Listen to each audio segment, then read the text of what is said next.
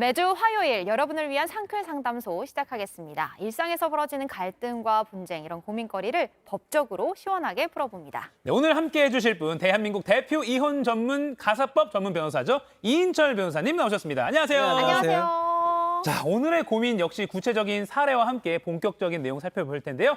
지금부터 들려드린 내용은요. 실제 사례를 각색한 내용입니다. 자, 그럼 함께 저희 연기 들어보시죠. 네.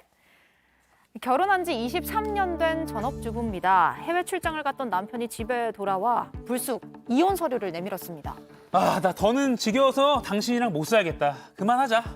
아니, 출장 잘 다녀와서 갑자기 무슨 소리야? 이혼은 무슨 이혼이야? 당신도 나랑 같이 사는 거 징글징글하다며. 헤어지자고. 남편의 말도 안 되는 요구에 화가 나서 이혼 서류를 찢어버렸고 남편은 집에서 나가서 돌아오지 않았습니다. 알고 보니 바람을 피웠더군요. 남편의 말도 안 되는 그런데 남편의 적방하장은 거기서 끝이 아니었습니다. 엄마, 이게 뭐지? 가정법원에서 등기 왔는데 이거 뭐야? 이혼 소장이었습니다. 집을 나간 남편이 이혼 소송을 제기한 겁니다.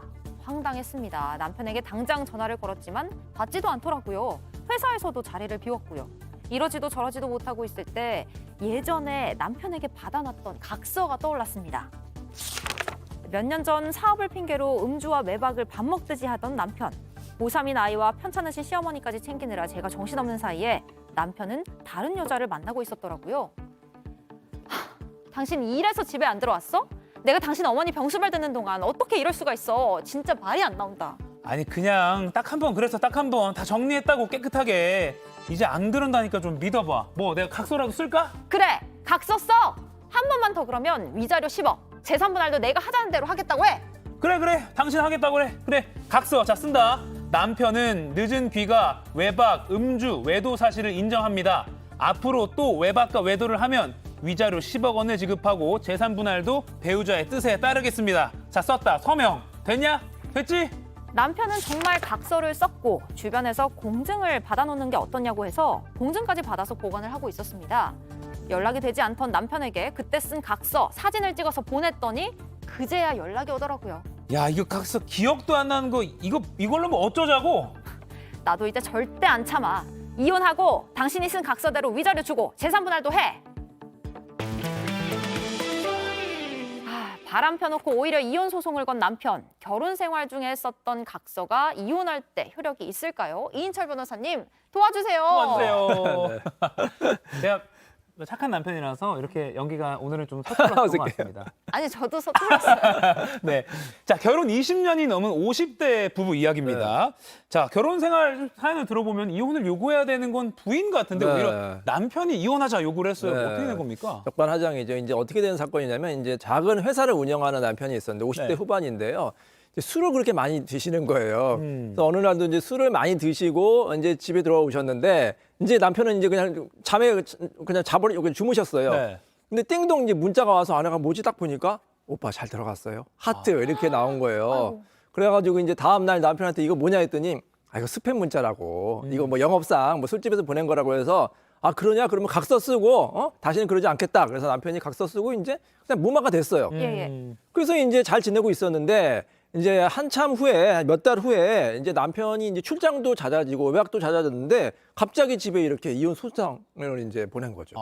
그러니까 예전에 바람을 피웠다가 각서를 한번 썼었고 이번에 또다시 그런 비슷한 일이 생긴 그렇죠. 것 같아요. 네. 그럼 남편이 이 본인이 과거에 쓴 각서 내용대로 위자료, 재산 분할 모두 각오하고 한 거 아니에요? 그걸 각오했겠죠? 네. 근데 남편은 이 각서 존재 자체를 잊어버렸던 것 같아요. 본인이 이제 각서를 몇 번 썼는데 그 자체를 이제 잊어버리고 효력도 없을 것이라고 생각하고 이제 소송을 하면서 네. 본인이 이혼 소송하니까 충분히 받아들이겠지 이렇게 생각하고 이혼 소송을 한 것 같습니다. 자, 그럼 법률적으로는 따져보겠습니다. 일단 네. 각서 효력이 궁금해요. 부부끼리 뭐 쓰는 거는 뭐 효력이 없다 이런 말도 좀 온라인에 돌고 그래서 어떻게 알아요? 사실 예전에는 효력이 없었어요. 왜냐하면 옛날 법에는 이런 게 있어요. 우리 민법에 부부간의 그러니까 각서도 계약의 일종이거든요. 네. 부부간의 계약은 일방이 언제든지 취소할 수 있다.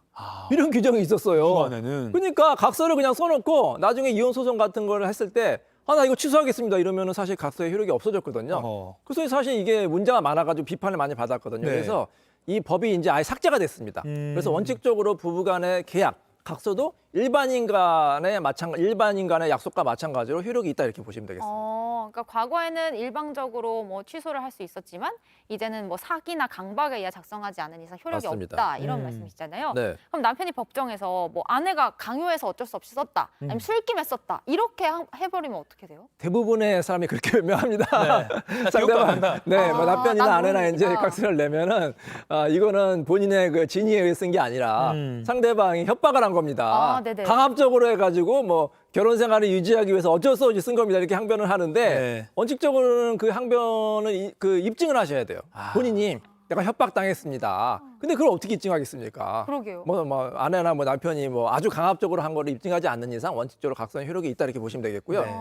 또 이렇게 이제 항변하는 경우가 있어요. 술에 너무 취해가지고 내가 그 각서 쓴 거 자체를 아예 기억도 못 하겠습니다. 이렇게 주장하는 경우도 있거든요. 네. 근데 각서에 보면은 이 각서에 술 취해서 쓴 거라고 써 있나요? 안 써 있잖아요. 그쵸. 그렇기 때문에 원칙적으로 각서는 제출하면 효력이 있다 이렇게 보시면 되겠습니다. 자, 그러면 조금 중간 결론을 내면 지금 사례자가 공증을 받아서 보관까지 잘하고 있던 각서 효력이 있는지 궁금하고, 그리고 효력이 있다면 그럼 이 각서 내용대로 위자료 10억 받고 재산 분할도 내가 원하는 대로 할 수 있는 네. 겁니까?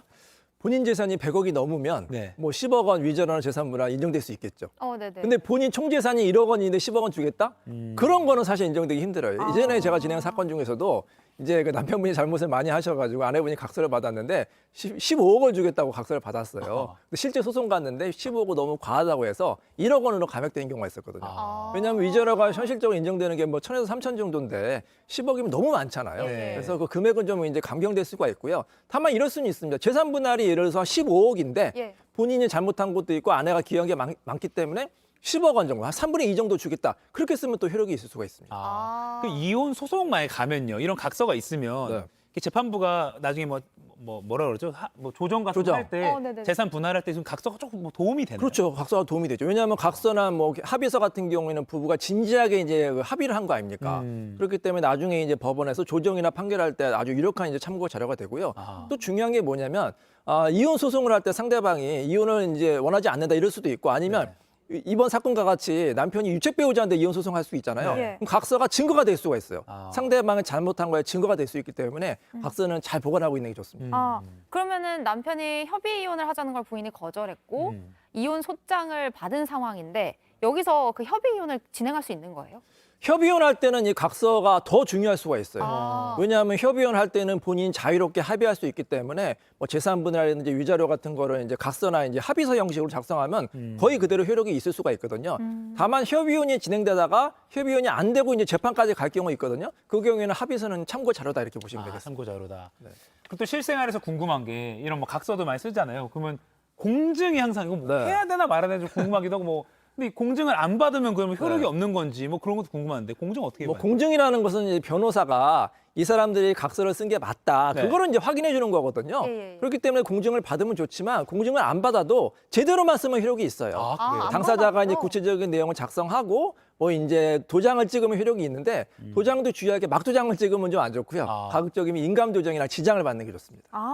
그러면은 뭐 이렇게 들어보면 부부 사이에 작성한 거의 대부분의 각서는 효력이 있다고 볼 수 있는 거죠. 맞습니다. 네. 민법 아까 법률이 좀 바뀌었으니까 최근에. 네네네네. 자, 그러면 이제 꼭 이런 뭐 부부 간의 갈등 때문에 뭐 재산 얼마 주겠다 이거 말고도요. 일상생활에서 각서를 많이 쓰니까 각서 이렇게 써라라고 시청자분들께 좀 조언을 좀 해주시죠. 추상적으로 쓰면 안 돼요. 앞으로 잘하겠습니다. 노력하겠습니다. 네. 어떻게 잘하는지 알 수가 없잖아요. 네네. 구체적으로 예를 들어서 외박을 하지 않겠다. 아. 외박을 할 경우에는 외박 한 번 할 때마다 위자료 1,000만 원 주겠다. 와. 이렇게 구체적으로 작성을 하시고 네. 그다음에 만약에 부득이하게 이혼을 할 경우에는 진지하게 자녀에 대한 친권과 양육권, 위자료 재산 분할을 구체적으로 작성하시고 아까 말씀드린 대로 주소, 인적 사항을 쓰시고 서명보다는 날인도 인감 도장이나 지장을 받는 게 좋습니다. 인감 도장보다는 지장. 지장. 그러면은 자필로 꼭 써야 되나요? 컴퓨터로 이렇게 쳐도 되나요? 컴퓨터로 쳐도 됩니다. 위원장 같은 경우에는 컴퓨터로 치지 않고 이제 본인의 손으로 써야 되는데 네. 각서나 합의서 같은 경우에 컴퓨터로 쓰시되 다만 마지막에 인적 사항 있잖아요. 네. 이름하고 주소, 그다음에 이제 본인 서명 같은 경우는 직접 하셔야겠죠.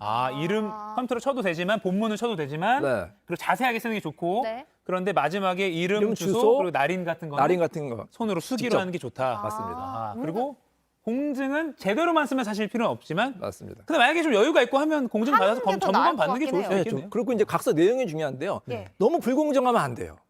예를 들어서 내가 전 재산을 다 주겠다. 예를 들어서 이런 경우 있거든요. 네네. 남편이 아내가 이혼을 원하니까 그럼 재산 하나도 갖지 마. 양육비도 요구하지 마. 이렇게 쓸 수가 있어요. 그거는 우리 민법의 선량한 풍속에 반할 수 있기 때문에 너무 불공정한 내용이 안 되고 정당한 내용으로 작성을 하셔야 됩니다. 양육비 안 주고 이런 누가 봐도 좀 비상식적으로 그렇죠. 보이는 상식적인, 상식적으로 공정하지 안 보이는 그런 내용은 쓰면 오히려 효력이 없다. 없어진다. 맞습니다. 알겠습니다. 합리적으로 어. 써야 되는구나. 사실 이런 각서를 쓸 일이 없어야 되는 게 제일 중요하긴 한데 또 살다 보면 그러지 않을 수가 있으니까요. 네. 오늘 이 상클 상담소 부부 사이의 각서 효력에 대해서 살펴봤습니다. 지금까지 이인철 변호사 함께했습니다. 고맙습니다. 고맙습니다.